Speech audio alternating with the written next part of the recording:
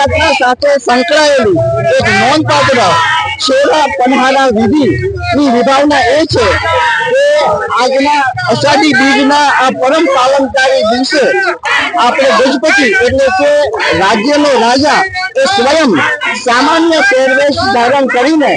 પ્રત્યેક મૂર્તિઓની અને રથ પાસેની જગ્યાઓની જલાભિષેક કરીને એ સ્થાન પવિત્ર કરે છે અને રથયાત્રાના માર્ગ ઉપર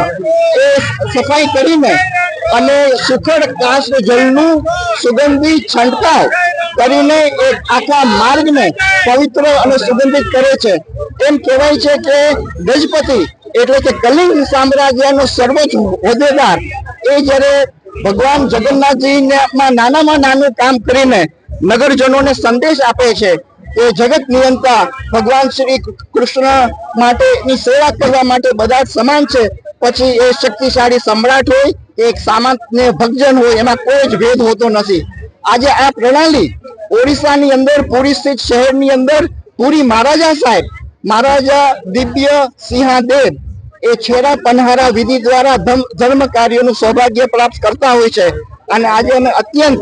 ધન્યતાની પણ અનુભવીએ છીએ કે રાજકોટ રાજ પરિવાર આજે પ્રત્યેક મૂર્તિઓનું પૂજન, આજે રથયાત્રામાં સુખડ કાષ્ટ સુગંધી જળનો છંટકાવ